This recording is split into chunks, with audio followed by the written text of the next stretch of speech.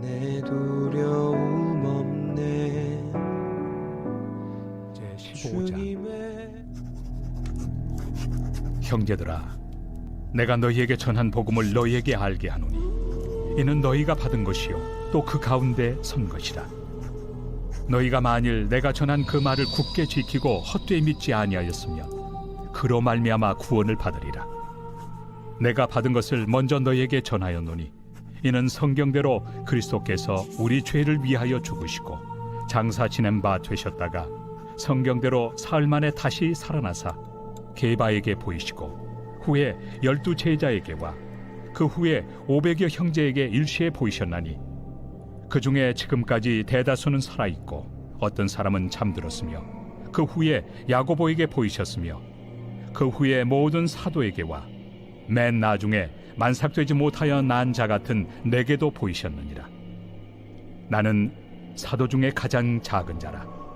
나는 하나님의 교회를 박해하였으므로 사도라 칭함받기를 감당하지 못할 자니라. 그러나 내가 나 된 것은 하나님의 은혜로 된 것이니 내게 주신 그의 은혜가 헛되지 아니하여 내가 모든 사도보다 더 많이 수고하였으나 내가 한 것이 아니요 오직 나와 함께 하신 하나님의 은혜로라. 그러므로 나나 그들이나 이같이 전파함에 너희도 이같이 믿었느니라. 그리스도께서 할렐루야, 좋은 아침입니다. 오늘은 6월 24일 수요일입니다. 오늘 함께 나눌 말씀은 고린도전서 15장 1절부터 14절까지 말씀입니다. 기독교 신앙의 가장 깊은 뿌리는 무엇일까요? 세상이 흔들리고 우리의 상황이 요동칠 때에 우리가 결코 놓아선 안 되는 가치는 무엇일까요? 바울은 1절과 2절을 통해 복음을 기억하라고 말합니다. 다시 복음 앞에 온전히 선한 우리 교회와 성도님들 되시길 축복합니다. 세상 사람들은 변화가는 시대 속에서 성도와 교회들을 통해 진리를 보기 원합니다. 교회가 변질했다라고 문제가 많다라고 말하지만 그것은 교회와 성도들을 향한 기대치가 높기 때문입니다. 그러므로 우리 가마교회의 성도님들이 복음의 본질 가운데 살아가시길 주의 이름으로 축복합니다. 그렇다면 복음이 무엇인가 바울이 말하는 것을 보도록 하겠습니다. 첫 번째는 복음은 사람의 아이디어가 아니라 철저히 하나님의 약속과 성취라고 말합니다. 3절 4절이죠. 복음은 죽을 수밖에 없는 우리들이 예수님의 헌신과 십자가의 그 대속으로 인하여서 그 죽음에서 생명으로 옮겨졌다라는 그 소식을 믿기만 하면 받는다라는 그 사실입니다. 먼저 바울은 3절과 4절 말씀을 통해서 성경대로 그리스도께서 우리의 죄를 위하여 죽으시고 장사 지낸 바 되셨다가 성경대로 사흘 만에 다시 살아나사라고 말합니다. 예수님의 십자가는 어쩌다 일어난 사건이 아닙니다. 성경에 기록된 주님의 언약의 약속의 성취입니다. 그러므로 사랑하는 성도 여러분, 주의 부활과 십자가 사건을 온전히 붙잡는 저희들 되시기를 주님의 이름으로 축복합니다. 세상이 변합니다. 믿음이 흔들립니다. 믿음이 약해집니다. 마음이 무너집니다. 그때 십자가 바라보며 예배 앞에 주님 앞에 다시 엎드리며 그 십자가를 붙잡고 일어서는 성도님들 되시기를 축복합니다. 두 번째로 바울은 우리가 믿는 예수님의 부활은 꾸며낸 신화가 아니라 확실한 증거가 있는 사실이라고 말합니다. 5절부터 8절입니다. 당대의 사람들은 예수님을 직접 봤습니다. 어떻게 예수님이 베들레헴이라는 그 총구석에서 태어나셨을까?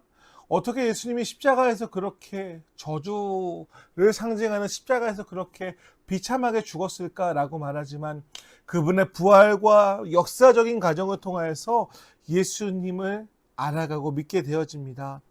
바울은 부활하신 예수님을 직접 만난 증인들의 이름을 하나하나 열거합니다. 수지자 게바에게 12 제자에게 그리고 한 번에 500명이 넘는 형제들에게 일시에 나타나셨습니다. 그리고 바울은 맨 마지막에 바울은 또 이렇게 얘기하죠. 바울은 이 편지를 쓸 당시만 해도 그 부활을 목격한 대다수의 증인들이 눈을 뜨고 있다라고 말합니다. 예수님의 부활은 사실이고 역사적 증거라고 우리 가운데 말합니다. 믿음이 흔들릴 때 그래 주님 살아계시지. 내 계획이 무너지고 내 배경이 무너지고 내 뜻대로 되지 않을 때 살아계신 주님이 나를 관심 갖고 나를 사랑하시고 나에게 기도하라고 나의 이름을 부르시는 그 음성을 듣고 그 음성을 붙잡고 일어서는 우리 감화교회 성도님들 되시길 축복합니다. 세 번째로 8절 9절입니다. 이 복음을 깨달은 부활의 증인으로 살아가는 모든 가정은 전적인 하나님의 은혜라고 우리들에게 얘기합니다. 바울이 자기를 뭐라고 얘기해요? 맨 나중에 만삭되지 못하여 난 자 같은 내게도 보이셨다라고 고백합니다. 그는 과거에 교회를 잔인하게 박해했던 씻을 수 없는 죄인이었습니다. 도저히 사도가 될 수 없는 사람이었습니다. 그러나 10절에 뭐라고 얘기합니까? 바울은 이렇게 얘기합니다. 그러나 내가 나된 것은 하나님의 은혜로 된 것이니 나의 나된 것은 하나님의 은혜라고 얘기합니다. 그러면서 내가 모든 사도보다 더 많이 수고했으나 내가 한 것이 아니요 오직 나와 함께 하신 하나님의 은혜라고 이야기합니다. 사랑하는 성도 여러분, 하나님의 은혜를 빼면 우리가 어떻게 설 수 있을까요? 하나님의 은혜가 아니면 우리가 어떻게 믿음으로 살아갈 수 있을까요? 고린도 교회에게 얘기합니다. 하나님의 은혜다라고. 자랑하지 말라. 주님의 십자가를 바라보라. 형제와 지체를 낮게 여기라. 공동체의 덕을 세워라. 그 모든 것이 하나님의 은혜임을 기억하며 믿음의 선물임을 기억하라고 우리 가운데 이야기합니다. 말씀을 정리합니다. 은혜란 무엇일까요? 조건 없이 거저 주는 선물입니다. 선물은 받으면 돼요. 우리는 흔히 율법적인 삶만을 생각합니다. 그런데 한번 사춘기 시절을 생각해 볼까요? 부모님이 맘대로 해! 라고 얘기했을 때 그 말에 상처받고 삐져서 저도 정말 맘대로 나가본 적이 있었습니다. 형하고 싸우고 누님들하고 갈등이 있어서 그냥 친구들하고 진탕 놀다가 들어왔어요. 그리고 난 다음에 어머니께서 아버지께서 크게 이제 저를 혼내시겠다라고 생각하면서 그냥 기죽어 있는데 집에 딱 들어갔더니 기다리는 어머니의 모습을 생각해 봅니다. 그리고 따뜻하게 갓 지은 고기 반찬을 올려서 밥상을 차려주시면서 이렇게 얘기하시죠. 많이 힘들었지? 어서 먹어라 라는 그 이야기들. 혼나고 매맞는 자격밖에 없는 저에게 아무 대가 없이 주어주신 그 따뜻한 밥 한 그릇. 그것이 우리 주님의 사랑입니다. 그 밥상에 담긴 사랑과 용서와 삐뚤었던 아들의 마음을 돌이키고 다시 살아갈 힘을 주는 것, 그것이 바로 은혜이고 은혜의 힘이고 선물입니다. 오늘 우리 주님께서 넘어지고 쓰러지고 기도하는 방법을 잃어버리고 혹은 너무 막막해서 마른 눈물 나는 우리들에게 힘들지? 함께 가자. 내가 너를 포기하지 않았어. 내가 너의 아픔을 안다라고 말씀하시는 그 마음 붙잡고 나아가는 우리 성도님들 되시기를 주님의 이름으로 축복합니다. 기도하겠습니다. 하나님, 복음은 우리가 붙잡아야 될 것입니다. 세상은 변하고 사람은 변합니다. 우리가 붙잡아야 될 변하지 않는 분은 오직 십자가에서 우리의 죄를 대신하신 예수님이십니다.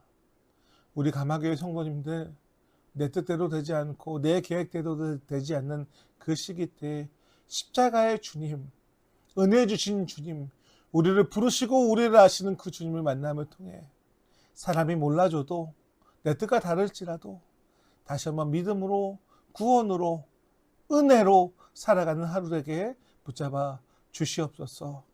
감사드리며 예수님의 이름으로 기도드립니다. 주님의 그 자비로운 손길 항상 좋은 것 주시도다